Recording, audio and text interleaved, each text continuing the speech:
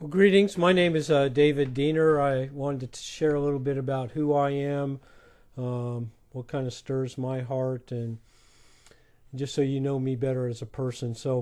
I am the professor for the mentored leadership classes, the distance education ones, and I love doing that. I love to interact. On a personal basis, I was in the Air Force for 23 years. I went to the Air Force Academy, graduating in 1976. So that's why you'll see on my email name ddiener76. And the end of September will be going back to the academy in Colorado Springs to celebrate my 40th reunion of graduation. I'm really excited about that, seeing some old classmates. If you notice on my shirt, I have a D. I'm an avid Detroit Tigers fan. Kind of grew up following the Tigers because my dad did, and just still remain a fan today and get excited about watching them play baseball. Don't really follow football and those other things. Just pretty much a baseball guy. Ministry wise, I did the Air Force. I retired in 1999 from it and went to work for a very prestigious government think tank and did that for 4 years. And really, during that time, God just kind of broke my heart for poor people, for people lost without Christ. And I ended up taking the Perspectives course online. And they said, they warned you, if you take this course, God's going to do some crazy things in your life. And he really did. I ended up quitting my job, selling my house. My wife quit her job. We moved to San Diego and enrolled in Bethel Seminary, San Diego. I didn't expect to graduate, only because I thought, hey, God, I'm just doing this to kind of open the door to see where you want to serve in missions. Because I knew God wanted me to be a missionary of some kind. And, well, I ended up finishing the coursework there and even adding a year to get an MDiv because I wanted to really know what pastors did. Not so much feeling a call to be a pastor, but perhaps a pastor to pastors, a pastor to missionaries, and so really wanted to have that foundation. So I explored things with New Tribes Mission in Papua New Guinea one summer and really loved that, but really kind of decided I was a little too old for that because it really requires a commitment of learning a language and investing your life in a people group so that you can learn their culture and their language and be able to share Christ with them and establish an indigenous church. So what God did in the meantime, had some health issues where really wasn't viable for me to go overseas on a full-time basis, but took part in a mission organization in Southern California called International Interns. Ended up over a few years of working with them that I became the new president / CEO. I basically brought them out of a financial crisis, renamed the organization to 2x2 Global Ministries, and that's what I currently lead now. The focus of that ministry is on the Turkic language peoples. If you, sometime I'll show you a map of Central Asia, Russia, but like 97.7% of Turkic language people in those countries are unreached for Christ. 97.7%. So it's a field of great need. And I do the ministry not myself, but I facilitate other Turkic language people, particularly out of Moldova, the Gaguz people who are Christian and they want to be missionaries to their brothers. And what they have in common that I can't bring there is a culture that's similar, but also a language that's similar, and they just make this instant connection. So that's what I do. And if you heard my welcome to the class. I don't know if I didn't mention it there, but I served this summer going to Russia to make contact with another Turkic language group called the Kakas. This stuff this is what stirs me up. You want to get me talk about missions and people who need to know Christ. Turkic language group is just a really place to focus. I get real excited about that. We went to Siberia.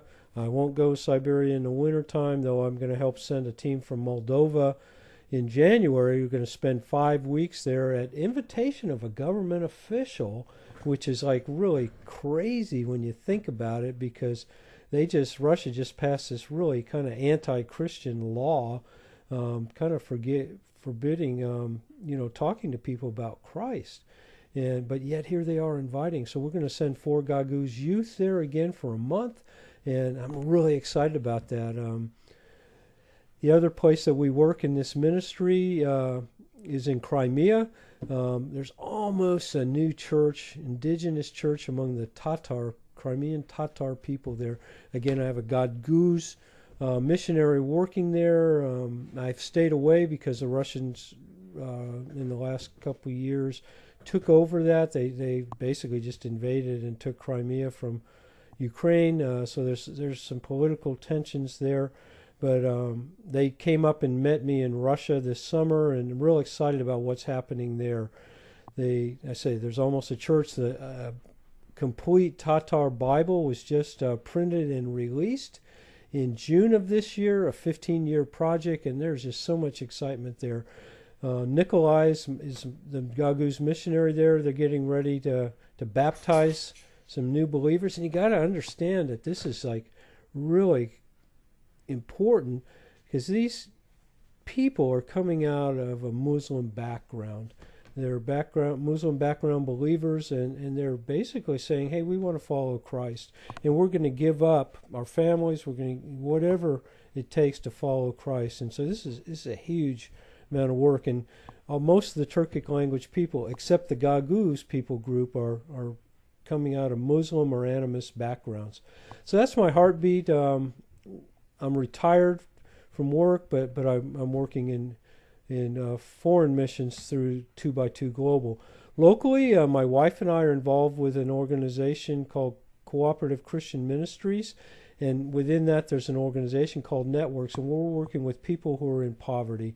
We're working to try to bring them up out of poverty, not by giving them things, but trying to mentor them, to give them the skills and things that they need to know to lift themselves up educationally, lift themselves up spiritually, or lift themselves up economically with training and new job skills. So we work with that. We meet with them year-round every Monday, and it's a lot of one-on-one mentoring within that. It just fills us with joy to see somebody really get it, who's not looking for a handout, but who says, teach me how to do this on my own, and show me how to rely on God to do that. Family-wise, I'm married to Ann, and we have 2 children. Derek is our oldest. He serves with the Navy in Hawaii. He's a submariner. He's got 4 children. We miss him a lot, but it's a great place to go visit. And we have a daughter, Karen, who's 2 years younger. She lives in Texas, but they're on their way right now to move to Munich, Germany, where her husband's an intellectual property lawyer and is going to be leading an American office there in Munich. That's exciting for us. I travel through Munich on my way to Russia and Moldova, so it'll be a chance to see them more. We live in a old farmhouse, 1920s. I got 5.5 acres to have a garden, some elbow space after living in California for 11 plus years. I like the space. I like the garden, work outside, and just kind of love the slower pace of life here. So that's kind of about me. I'm a deacon in a local church, New Hope Baptist Church. Excited about working there and really trying to help instill this vision of reaching out, outside the church walls, whether it's on a foreign mission field, or if it's just going across the street to people who don't know Jesus. That's what we do. That's what I get excited about, and I really look forward to meeting you through this course and just kind of sharing life and ministry together. So I pray that God will bless you as you seek to grow in your job skills, your ministry skills, your personal growth, and and just be of service to him. So thanks for being part of this class.